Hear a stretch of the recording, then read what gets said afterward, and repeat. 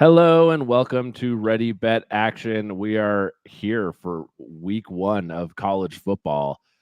We talked about last week being the official start, which is true, but Mike, this week we have an actual full slate of college football. Like every We made it. team is playing this week. We made it. It starts Thursday night. How are you feeling?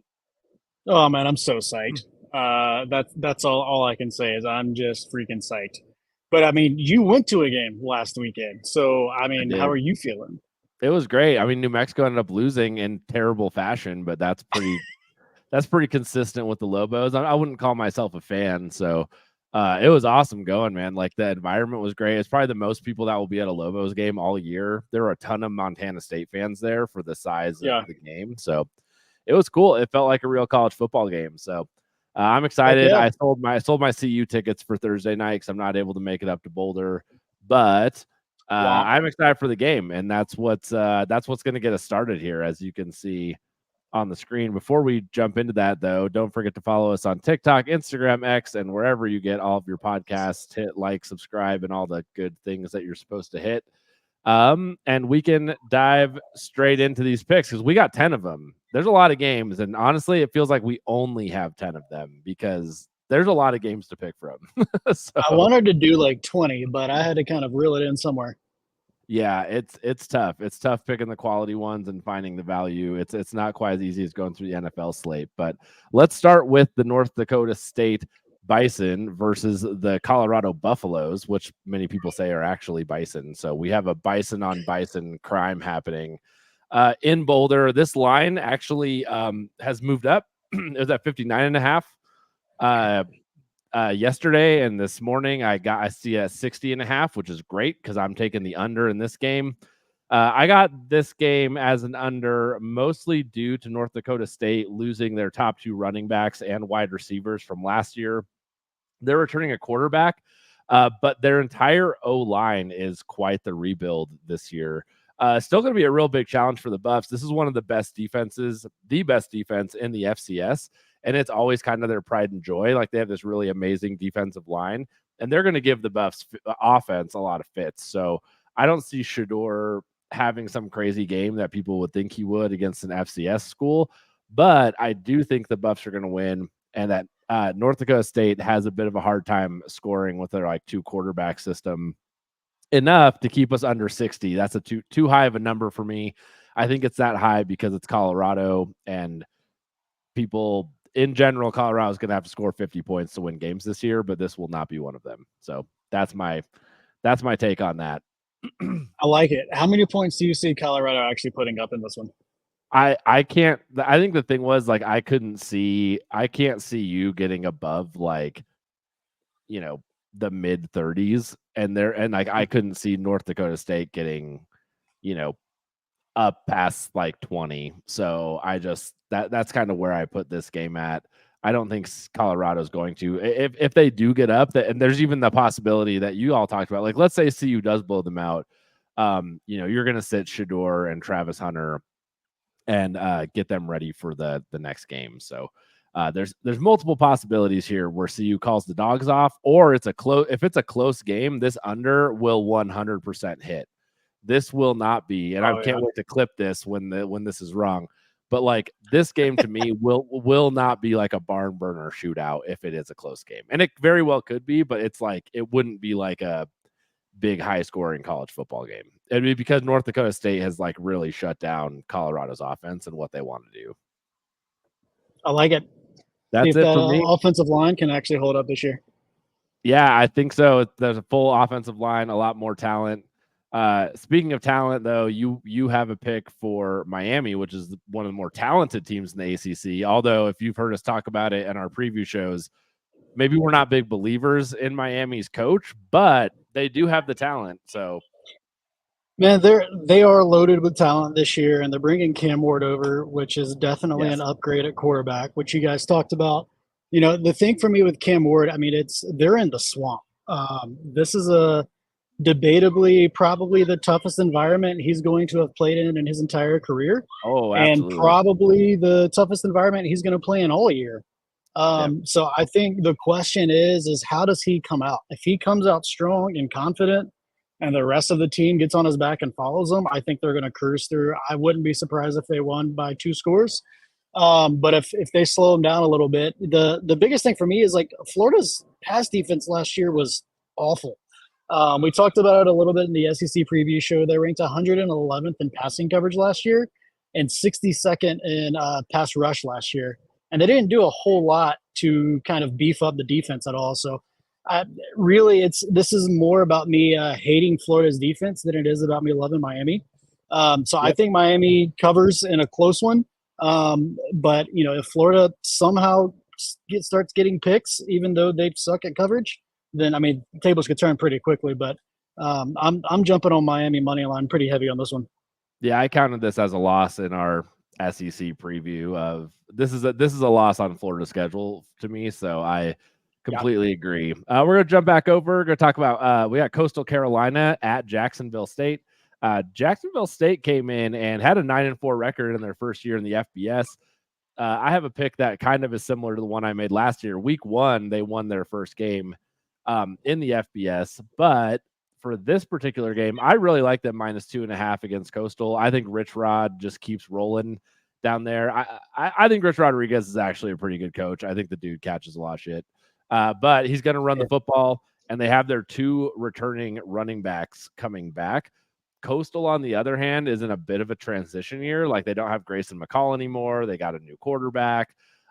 Really didn't have the same year last year as like we've kind of seen them have. So give me Jacksonville State -2.5 at home to open up the season. I think that's a really solid, easy number to get that they get to pull this off. So that's it. I love picking these like mid-conference games even early in the season. I like it. I'm here for it. Nice. All right. We're moving over, though, to the most classic under for you that anyone could possibly pick. But it's never wrong. It's never wrong. It wasn't even on my slate until about, 4 p.m. this afternoon. And I was like, oh, shit, I'm definitely taking that. Just quick game. How many times do you think Iowa's games have gone over 41 in the last 2 years? I'm going to say twice. 4 times in one of those, they got absolutely blown out by Ohio State. Oh, it's because they got blown out. That's interesting. Yeah, not because they got the other way. Absolutely blown out. So, I think when I was looking, they only covered this total once by them winning in the last 4 years. So, I don't have a bunch of insight into it other than like Iowa's defense is fantastic, and I don't think Illinois State's going to be able to do a lot to put up points. And Iowa's offense is terrible. So I don't know who wins this. You got to think Iowa wins it, but I don't know. This kind of feels like one that could get, kind of sneaky out there. But I think under 41 is pretty safe. I love it. Yeah, I think Iowa going to like it's going to be another one of those years where somehow they're going to be like in the Big Ten championship conversation, and they've scored a total of like 60 points the whole year. And didn't he throw like 3 picks in the spring game or something like that? Like, yeah, McNamara, right? Like, yeah, it was like absolutely awful. And I can't every wait. year they try and talk him up. Like, he's getting better. He's getting better. It's like, no, he's not. Just give it up.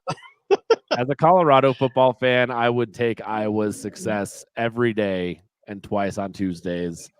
But I can imagine if you're an Iowa fan, it has to get old going to 9-3 football games on a regular basis. But maybe not if you're winning. I can convince myself to do it. I really don't. You go and you wave at the kids in the hospital, and you watch your kicker kick a few field goals, and that's your Saturday in Iowa. So it's like Jets fans over the last like 4 years. Totally having to go watch Zach Wilson play and somehow winning. Yes. It's wild. Absolutely. All right, moving on. I got TCU at Stanford. Give me TCU -9. I think this keeps going between 9 and 9.5. Give me TCU -9. I think they beat Stanford by 20+ points. Like we talked about, Stanford's. This is just a bet against a really bad team. Like really bad. TCU will be better than last year. I think last year's TCU team beat Stanford by 20+ points, and they had a down year. So this just felt too obvious to me. TCU still has talent. I don't think they're going to take it. They have a really great coach in Sonny Dykes. Like, I don't think they're just going to roll over in the Big 12 all of a sudden and be like, oh, cool, I guess Utah and all these other schools get to be the powerhouse. It's like, no, they're in a national title 2 seasons ago. They're going to have something to say about beating some Big 12 teams this year, even if maybe the talent isn't what it was 2 years ago. Anyways, this is not a TCU preview show, so we're going to stick with TCU beating. This is more of a bet against how really, really bad Stanford is. I think their total is set at 2.5 wins for the season. So 2 years ago, was that really the national title game, though? Let's be honest. yeah, it was, because I went to the TCU CU game in the fall. It was not, though. No, it was definitely the Georgia Ohio State game 2 weeks prior. Exactly. But I love y'all this got pick, man. y'all got an easy win. Y'all got an easy win, though. So as a Georgia fan, I hated it. Like, you're not happy about it. You never want to go to a national title game and be bored. Like, that's kind of defeats the purpose to be. But I mean, hey, a win's a win. I would have been sad, but speaking of your dogs, I'm glad you made a pick in this game. I definitely wanted to. I agree with it, but why don't you tell us why Georgia's going to hand it to Clemson? Man, so I think the only way anybody is really going to beat Georgia this year is with explosive plays. You're not going to be able to go out and gain 3, 4, 5 yards at a time and come away with a win against this defense. And last year, Clemson ranked 130th in explosiveness last year, and they did absolutely nothing in the playoffs, in the transfer portal. So I think it's that. I think my only fear with this right now is we don't know what's going to happen with Trevor Etienne's status.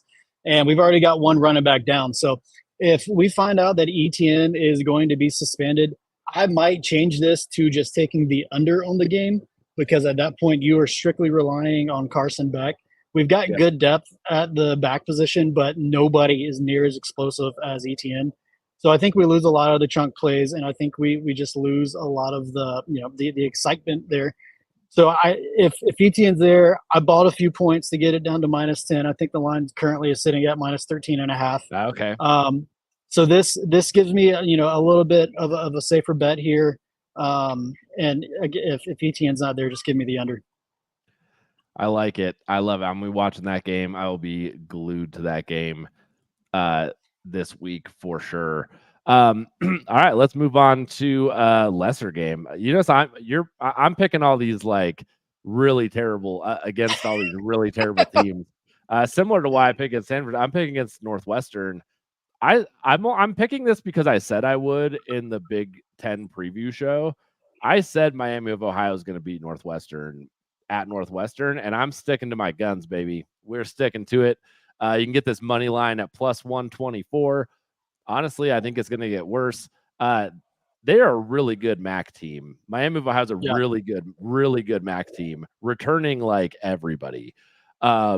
They are going to beat Northwestern. I feel just very confident about this. And I don't think Northwestern doesn't even have a real stadium to play in. There's no home field here for Northwestern. So give me Miami of Ohio. Mostly for all the reasons I said in the Big Ten preview show, returning a ton of people, and just I would take like really top MAC teams over someone like Northwestern, to be honest. I also love MAC football. If Stefan was here, he'd be making fun of me because I love some MACtion. Like when the MACtion is happening on like Tuesday and Wednesday nights or whatever it is, like when we start to get that here, like at the end of October, I'll watch Ohio versus Buffalo every Wednesday night, and I love it. So maybe I'm a little bit of a MAC fanatic, but we can get back. My heart's still a little crushed from Northwestern beating the Utes in their bowl game last year, but that's okay. Oh, that's right. How did that happen? Do you remember Utah's quarterback situation last year? Oh, that's right. There was no quarterback. I'm sure a lot of the pros were sitting out, right? Bryson Barnes transferred to Utah State, and he's not even the starter there this year. Jeez, that's crazy. He's a backup. So you guys got eighth year Sam Rising now. But speaking of transfer quarterbacks, we talked about Pavia for Vanderbilt in the SEC showcase, but you like Virginia Tech here. I like Virginia Tech here, man. They're bringing back most of their team and coming back with a bunch of continuity and team chemistry already. They put up at least 38 points in 4 of their last 6 last year as their offense started to come together. And as bad as Vandy's defense is, I think that continues to roll, and I just don't think their offense can score enough to cover at that level. I mean, I wouldn't be surprised if Tech put up 45 here, just because Vandy's defense is kind of atrocious. So, Yeah. kind of like you've been pressing her earlier on, this is more about how bad Vandy is and less about how good Vatek is. Yeah, dude. I think I think it's hard with the first a new quarterback and new coach week one. You usually I'm a strong believer in college football teams seeing the most improvements between week one and week two. So this will not be Vanderbilt's best attempt here. So No, this one and your TCU pick earlier, I think if these games happen in week 6, there'd be another 7 points on the spread. yeah, absolutely. Absolutely. Cool. Let's move on. I got UCLA going to Hawaii. Give me Hawaii plus 14. UCLA as a school has given up on football. I keep repeating this. I know they still have some talent, so that's a little exaggerated. But Hawaii, Timmy Chang got this program out of like the dumpster last year and put together a little 4-8 season. But while he did that, he really was like putting back the offense. Do you remember Timmy Chang and like the offenses that these guys had in like the mid 2000s? They were literally like the most prolific, like some of the highest passers in college football come out of Hawaii and this type and his offense. So, he's bringing that back. They are going to try to score a ton. Their defense might not be able to stop UCLA, but it is so hard to go to the island. I don't care if it's from LA on week one, and a 14 point spread for a Hawaii team that's on the rise. They're not going to win the Mountain West or anything like that, but they're going to have a very improved offense. And this is his second year and the same quarterback operating it. Give me Hawaii to cover 14 against UCLA team whose head coach literally left to be an offensive coordinator because it was better than coaching them. So, and the new coach had the worst press conference we've seen in football history. So bad. I will say, Eric, it's interesting. I forgot Eric Bieniemy is now back at UCLA as their offensive coordinator, though. I totally blinked on that too. Yeah, so when he was the offensive coordinator at CU under John Embry, it was like the worst teams I've ever seen CU have on either side of the ball. So when he finally made it to the Chiefs to be the offensive coordinator, I was kind of surprised. And clearly the Chiefs didn't need him last year. He didn't necessarily take the Commanders to a new level. So I don't know if Eric Bieniemy instills as much confidence in this game as maybe some people would want. So no, it's kind of like the Falcons Super Bowl run, man. They got so much credit for Dan Quinn as a head coach, and then you realize, nope, it's actually Shanahan the whole time. Like, this was Andy Reid the whole time. It wasn't Bieniemy. Yep, absolutely. All right, why don't you take us home? I'm glad you made a pick on this game because I wanted to make this pick. I just was indecisive. I still think it's the right pick, though. For the last one, it's going to be a Monday Night Football game, right? Or is this a Sunday night? Okay, Sunday night. Man, I'm not going to lie. When I saw that this was the week one game, I told myself then I didn't care what the spread was. I was taking LSU. Yes. We talked about it on the SEC preview show. Like, Nussmeier is coming out. He's already proven himself as the new quarterback of LSU. There were talks last year. I think Steve mentioned on the show of like, well, Jaden Daniels even finished the year as a starter last year. And so I think they're going to come in a lot of ways and not miss a beat. They're bringing back 4 starters on the offensive line. Meanwhile, USC's bringing back just 3 offensive starters on the entire team with basically a brand new quarterback. I mean, Miller Moss, he threw for 542 yards against Louisville last year in the bowl game as his only start in his career. But Louisville was absolutely depleted. And I'm just not convinced that Lincoln Riley is a good coach. I'm just going to call it what it is. That's the narrative right now. I mean, but he's dude, after I think it was like 19-9 or something like that as a head coach of USC, like it's not like he's winning a ton of games. So meanwhile, Brian Kelly, I think, is a fantastic coach. And so I think it's just a better team that's getting out coached. So at -4 for -108, I'm all over this one. It's never a good sign when one team is begging to get out of the game from the other team. Like USC trying to get out of this is it's just a great story. And if they come out and win this, then you know what? Maybe I'll flip the script on Lincoln Riley or something. But that's I agree fair with you. I think LSU will dominate them. We talked about USC being in a transition year to a new conference, which, wouldn't maybe affect how they'd play LSU, but you know, they're in a talent transition as well. You don't lose Caleb Williams and then all of a sudden like go out and be able to handle LSU. So, man, I would have taken this pick if Caleb Williams was still there. I'm not even gonna lie. Yeah, I would have. The fact that Colorado almost came back and beat Caleb Williams last year, it was pretty telling that was not that great of a team. All right, no.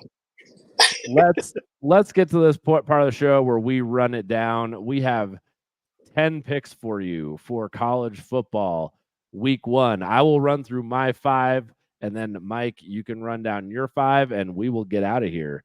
So I have North Dakota State at CU under 60.5. Give me Coastal Carolina at Jacksonville State under 2.5. Or sorry, at -2.5 for Jack State. TCU -9 at Stanford. Give me Miami of Ohio money line, so to win straight up against Northwestern. And then finally, give me UCLA at Hawaii with Hawaii covering 14 points. I love it. And I've got Miami money line at Florida, Miami winning straight up there. Illinois State at Iowa, staying under a total of 41 points. Clemson at Georgia, Georgia -10. Virginia Tech -13.5 versus Vanderbilt, and LSU -4 versus USC. Awesome. That's it for us. We will be back with some soccer this week. And then next week, we are all into the NFL as well. So you're going to see a lot more football from us next week. Oh, it's a great time of year. That's perfect. All right. We'll see y'all later.